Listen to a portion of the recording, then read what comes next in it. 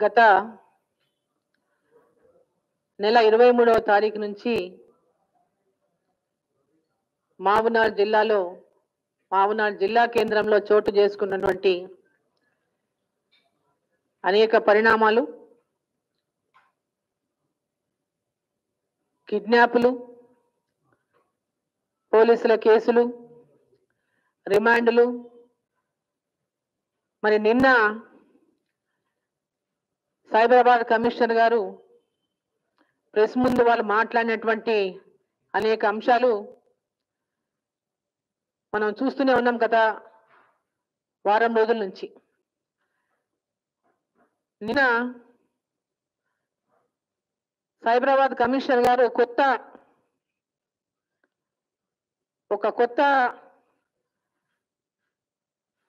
అంటే దాంట్లో ఏమంటారు, దాంట్లో కొత్త కోణాన్ని బయటకు తీశారు. ఓకే, ఒక కొత్త కోణంతో నిన్న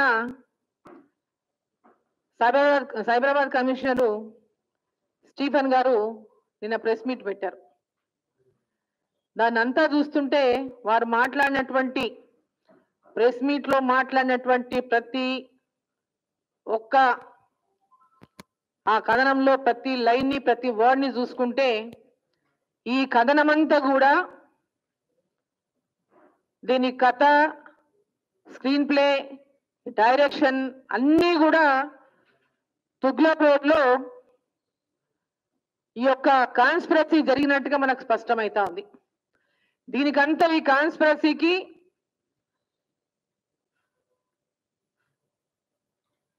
అంటే ఈ కాన్స్పిరసీకి మూలం ఎవరు అంటే ఈ రాష్ట్ర ముఖ్యమంత్రి కేసీఆర్ గారు.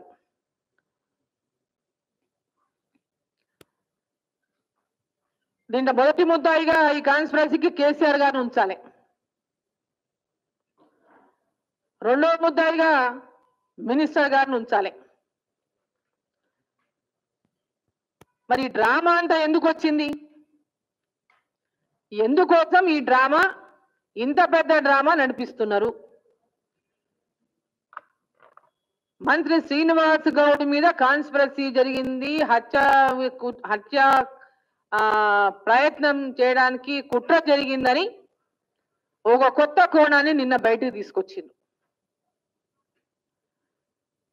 దీంట్లో వాస్తవాలేమో అందరికి కూడా తెలియాల్సినటువంటి అవసరం ఉంది.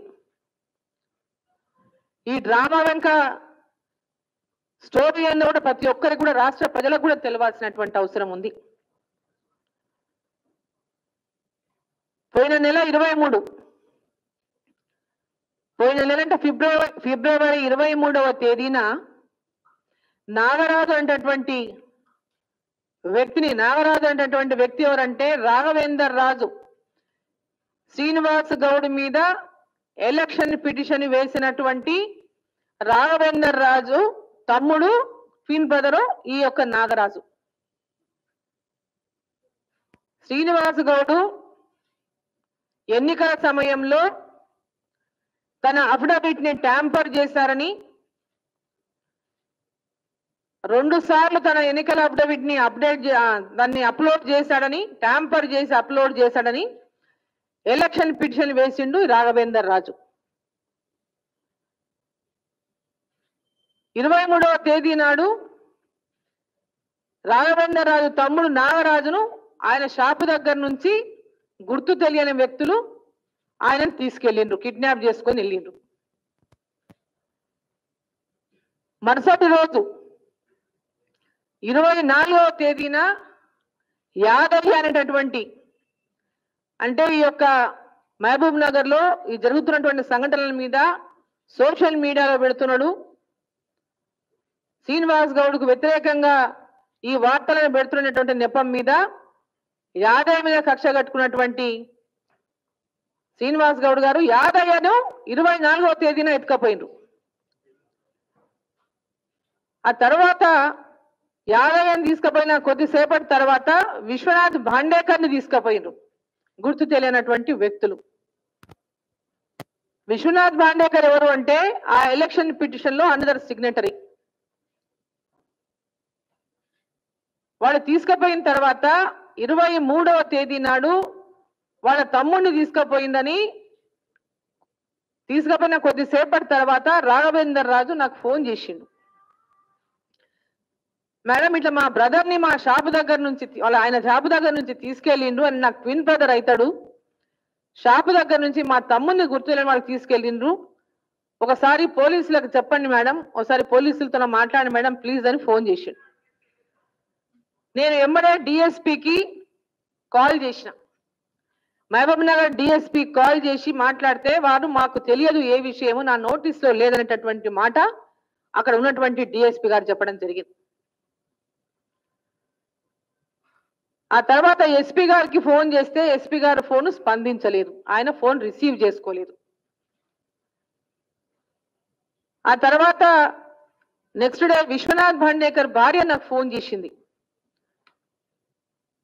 మేడం ఇట నా భర్తని ఎవరో గుర్తు తెలియనటువంటి వ్యక్తులు తీసుకెళ్ళిండ్రు, నేను చాలా భయాందోళనలో ఉన్నా, ఎవరో తెలియదు, నా భర్తను ఎందుకు తీసుకెళ్ళినో తెలియదు అనేటటువంటి ఆవేదనతో ఏడ్చుకుంటూ విశ్వనాథ్ భాండేకర్ భార్య ఫోన్ చేసింది నాకు.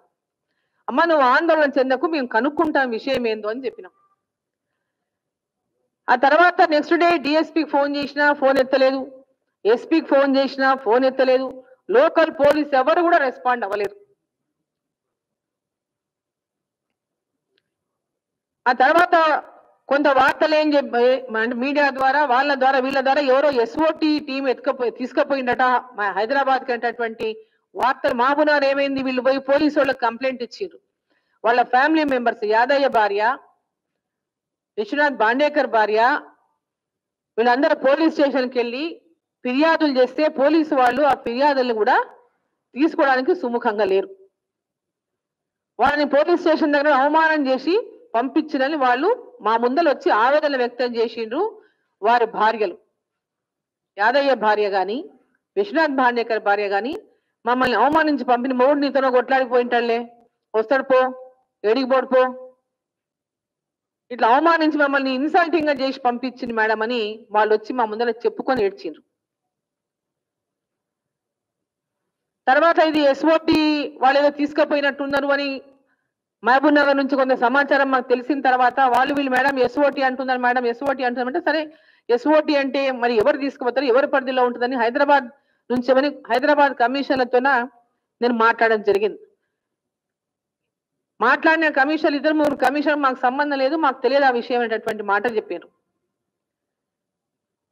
కమలాసన్ రెడ్డి గారు మా జిల్లా ఐజీ అడిగితే నాకు తెలియదన్నారు, టీవీ ఆనంద్ గారు అడిగితే నాకు తెలియదన్నారు, మహేష్ భగవతి గారిని అడిగితే మాకు తెలియదన్నారు.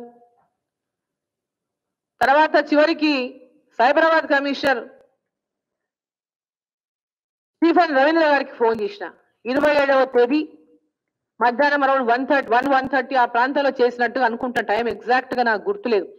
అదే రోజు ఇక్కడ నేను మీడియా ముందు మాట్లాడిపోయినా, నేను వీళ్ళంతా ఆందోళన పడతా ఉన్నారు ఫ్యామిలీ మెంబర్స్, వాళ్ళని పోలీసులు తీసుకుపోయినరా లేదా నిజంగానే కిడ్నాప్ కు గురైనరా, పోలీసులు తీసుకుపోయినట్లయితే ఒకవేళ వాళ్ళు పోలీసుల కస్టడీలో ఉంటే ఆ విషయాన్ని తెలియపరచండి, ఒకవేళ ఏదైనా వాళ్ళ మీద ఏదైనా కంప్లైంట్లు వచ్చింటే పలానా కంప్లైంట్ వచ్చింది కాబట్టి మేము తీసుకెళ్ళామనేటటువంటి మాట చెప్పండి, వాళ్ళ కుటుంబ సభ్యులు తీవ్ర ఆందోళన పడతా ఉన్నారు అనే విషయాన్ని మీడియా ముందు నేను మాట్లాడినా. అక్కడి మంత్రిగా ఒక బాధ్యతగా ఉన్నటువంటి మంత్రిగా దీని బాధ్యత తీసుకొని మరి అక్కడ ఏం జరిగింది, పోలీసులు తీసుకెళ్ళినరా, ఇది ఏమైనా పోలీసులకు సంబంధించినటువంటి అంశమా లేదా ప్రైవేట్ వ్యక్తుల, ఏదైనా ఉన్నా బాధ్యత గల మంత్రి గారు స్పందించాలి, వారి ఆందోళన పడకుండా కుటుంబ సభ్యుల ఆందోళన తగ్గించాలని చెప్పి నేను ఆ రోజు మీడియా ముందు మాట్లాడి వెళ్ళిన తర్వాత నేను కాన్స్టిట్యున్సీ పోతూ దారిలో నేను స్టీఫెన్ రవీంద్ర గారికి ఫోన్ చేసి మాట్లాడినప్పుడు ఇట్లా మహబూబ్ నగర్ నుంచి కొందరు లిఫ్ట్ చేసిండ్రు అంటున్నారు, వాళ్ళ వైఫ్స్ ఫోన్ చేస్తున్నారు, మరి ఎక్కడన్నా మీ దగ్గర ఏమైనా జరిగిందా, అది ఏదైనా కంప్లైంట్లు వచ్చినాయా, ఏం విషయం అని అడిగితే వారు మేము అరెస్ట్ చేశాం మేడం అని చెప్పాడు. ఏ కారణము, ఏం కంప్లైంట్ అని అడిగిన, సారీ మేడం నేను మాట్లాడలేను అన్నాడు. సారీ మేడం నేను మాట్లాడలేను, నేను ఫోన్లో వివరాలు చెప్పలేను అన్నాడు. అన్న తర్వాత సరే మంచిది వాళ్ళు ఏదైనా ఉంటే బయట పెట్టాలి కదా. అదే విషయాన్ని మేము మీడియా ముందు మాట్లాడినాం. ఒకవేళ ఆ రోజు నేను గద్వాల్కి వెళ్ళిపోయి తిరిగి మా దగ్గర కావాల్సినటువంటి ఒక సీనియర్ నాయకులకు చనిపోతే అది చూసుకొని తిరిగి రిటర్న్ వస్తున్న సమయంలో అప్పుడే రిమాండ్ కాపీ ఒకటి మాకు పంపించారు. వాళ్ళని రిమాండ్ చేసినట్టు ఆ ఎఫ్ఐఆర్ కాపీలో మొత్తం చదివితే అసలు ఆ ఎఫ్ఐఆర్ కాపీ ఎంత కట్టుకథ ఉందంటే ఆ ఎఫ్ఐఆర్ కాపీలో ఎవరికి చూపించినా అది ఎంత కట్టుకథనో, ఎవరిని చూపించినా ఎవరికి చూపించినా ఇది ఎంత కట్టుకథ అనేటటువంటి విధంగా ఆ ఎఫ్ఐఆర్ కాపీలో ఉంది. వాళ్ళ దాంట్లో రాసింది ఏంటంటే ఫారూక్ అనుకుంటాను, ఫారూక్ అనేటటువంటి వ్యక్తి కంప్లైంట్ ఇచ్చినట్టు ఆయనకు పోయిన నెల అంటే డిసెంబర్ 18వ తేదీ 21వ సంవత్సరం 18 డిసెంబర్ 2021లో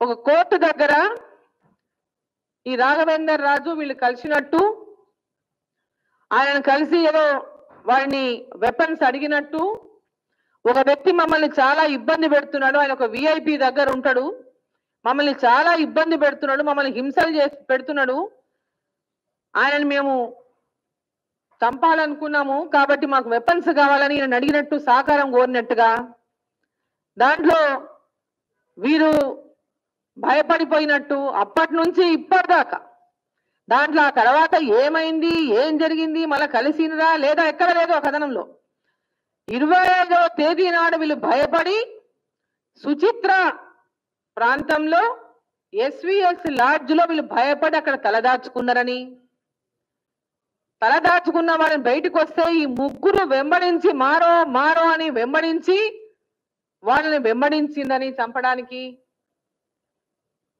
వాళ్ళు భయపడి పరిగెత్తుకుంటూ పోలీస్ స్టేషన్కి వచ్చి కంప్లైంట్ ఇచ్చారని, తర్వాత వారిని కంప్లైంట్ ఆధారంగా వీళ్ళ ముగ్గురిని వీళ్ళు అరెస్ట్ చేశారని, అరెస్ట్ చేసి రిమాండ్కు పంపినామని దాంట్లో ఉన్నటువంటి సారాంశం. నేను ఒకటే ప్రశ్నిస్తా ఉన్నా, ఏ చిన్న పిల్లలకైనా ఈ కథ చెప్తే 23 నాడు మీరు ఎత్తుకపోయిండ్రు, 25 నాడు ఏదో హోటల్లో ఎవరినో వెంబడించిందని చెప్తున్నారు వీళ్ళు, తర్వాత కంప్లైంట్ వచ్చింది బుక్ చేసి రిమాండ్ చేసినామని చెప్తున్నారు. 23 నాడు ఎవరు ఎత్తుకపోయినరు, వాళ్ళు ఎక్కడ పోయిర్రు, ఎవరి దగ్గర ఉన్నారు కూడా చెప్పాల్సినటువంటి అవసరం ఉంది కదా. అంటే ఇది ఎంత ఈ కథ ఎంత బాగా రక్తి కట్టించిరో ఒకసారి మనం అందరం కూడా ఆలోచన చేయాల్సినటువంటి అవసరం ఉంది. ఒక రాష్ట్ర ముఖ్యమంత్రి తన యొక్క మంత్రి పైన ఒక మామూలు వ్యక్తి, వాళ్ళు ఎవరు కూడా కాదు, వీళ్ళందరూ కూడా వాళ్ళు ఎమ్మడున్నటువంటి వాళ్ళే ఒకప్పుడు.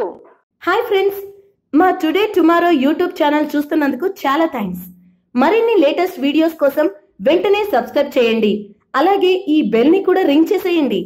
మా నోటిఫికేషన్స్ అన్ని మీ మొబైల్లో వస్తాయి. అలాగే మా వీడియోస్ మీకు నచ్చితే లైక్ చేయండి, షేర్ చేయండి, నచ్చకపోతే కామెంట్ చేయండి.